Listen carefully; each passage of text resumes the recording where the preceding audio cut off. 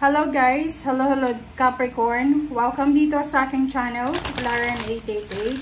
Welcome guys! Alamin natin kung anong messages, vibration, gabay energy para sa inyong lahat. This is general reading, so pwede kang makaresonate. Please connect your intuition sa lahat ng baraha na lumalabas dito sa aking tarot reading. So, para to sa lahat ng Capricorn. Okay. Sa mga Capricorn na halimbawa na parang feeling nyo nahirapan kang makaresonate sa isang reading, ang advice sa'yo ng channel na to, na aking channel is, so wag mong masyadong kumbaga kunin yung information or yung baraha na alam mo na hindi para sa'yo. So, just connect. For example, here, sa barahang to, i-connect mo yung, tingnan mo, 31 universe. We're all just stardust. So, parang sinasabi ng baraha dito na, lahat tayo dito sa mundo ay stardust lang. So, yun, isipin mo, stardust ba ako? Ganyan-ganito. So, kung hindi naman, pakiramdam mo hindi, so, hindi yan resonated sa'yo. Okay? Okay, so, Capricorn. Number 1, Princess. You can be your own knight. Okay. So, for example, doon sa mga Capricorn na kakahiwalay nyo pa lang sa inyong relationship, mapa boyfriend, girlfriend, live-in partner, or asawa, sinasabi ng barahan na maybe you're moving on, starting to move on, recovery, healing, parang ganon. And hindi mo kailangan ng bagong relationship para makapag-heal ka. So, sinasabi ng barahan na kaya mong maging masaya na mag-isa ka lang, kaya mong i-survive ang buhay na mag-isa ka lang, kaya mong mabuhay ng walang relationship, kaya mong mabuhay ng walang kaibigan, kaya mong mabuhay na mag-isa ka lang. Parang ito yung sinasabi ng barahan. So, nakikita ko sure dito na since this is the reading for the second half of August. So, parang nare-realize mo na lahat ng mga obstacles and challenges na survive mo na mag-isa. So, kung may mga tao dyan sa paligid mo na parang pinapamukha sa'yo na kailangan mo sila, this last 2 weeks of August, mapapatunayan mo sa sarili mo na kaya mong mag-isa, kaya mong mabuhay na mag-isa, kaya mong mabuhay ng walang relationship, ng walang mga kaibigan, or kano pa man. So, paki-comment sa comment section if you're resonated. Okay. Tingnan natin dito sa second deck, Capricorn.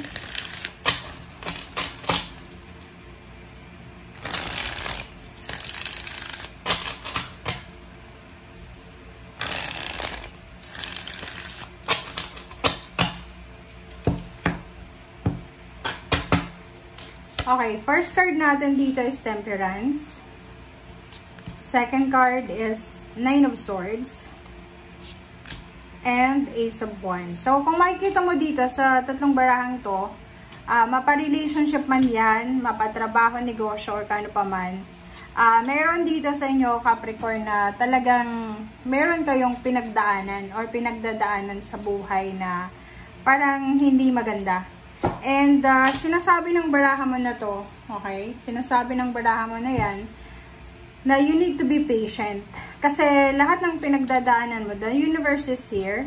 So, if imbalance yung paligid mo, imbalance ka rin, sinasabi ng baraha sa'yo na kailangan mong magkaroon ng pasensya.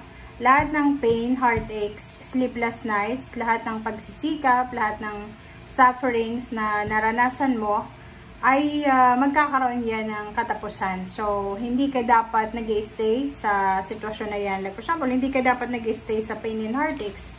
Oras na para makapag-move on, makapagsimula ulit. Okay? So, Ace of Wands, sinasabi ng barahan na kailangan mo ng pag-isipan, plus the Hermit, kailangan mo ng pag-isipan na hanapin kung ano yung talagang magbibigay sa'yo ng kaligayahan, kung ano yung magbibigay sa'yo ng peace and harmony, kung ano yung magbibigay sa'yo ng contentment, ng satisfaction. Kasi dito sa Ace of Wands and the Hermit and Nine of Cups, maybe yun, galing ka sa heartbreak and galing ka sa relationship na sobrang dependent ka na. And siguro yung heartbreak na yun is hindi mo matanggap. Or maybe trabaho yan. Pwedeng ang tagal mo na dyan sa pinagtatrabahuan mo, tapos hindi na-renew yung contract mo. So, medyo makakaramdam ka ng disappointments. And Nine of Swords.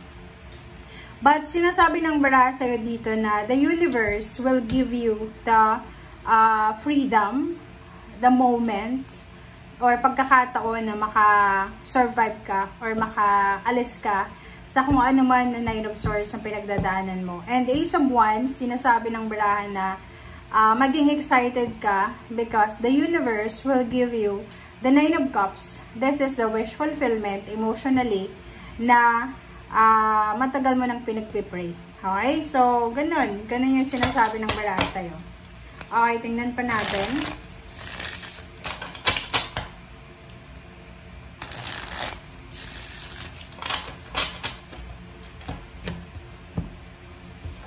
Alright, so, Ace of Cups. Wow.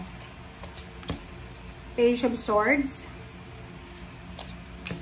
And Seven of Pentacles. Okay. And the Hierophant. So, nakikita ko sa'yo dito, if you're married, like for example, may asawa ka na, halimbawa lang ha, kung may asawa ka na, Capricorn, sinasabi ng baraha sa'yo dito na possible na mayroon kayong dalawa ng asawa mo na hinihintay na pera. Or maybe naghihintay kayo pareho ng promotion sa bawat isa or salary increase. Or kung ano man tong financial windfall na hinihintay nyo. Sinasabi ng baraha sa'yo dito, or maybe negosyo siya. Pwedeng naghihintay kayo ng tamang panahon, tamang oras para makapagsimula ng negosyo. Or maybe magpakasal. Sinasabi ng baraha sa inyo, so if you are a couple, isang good news, isang information na posibleng darating sa'yo sa mga susunod na araw, hindi pa ito ngayong August, darating siya sa maybe November or maybe December, na pwedeng magdala sa'yo ng sobra-sobrang ligaya and sobra-sobrang satisfaction. So, like sabi dito, Seven of Pentacles, maybe you're waiting for a lump sum of money, a retirement payment, parang ganon, or back pay, or ano ba, marami bonuses, or kung ano pa man. Basta, by the end of the year, sinasabi ng barahan na makakatanggap ka ng isang good news na pwedeng magdala sa'yo in the rest ng family mo ng sobra-sobrang saya and satisfaction.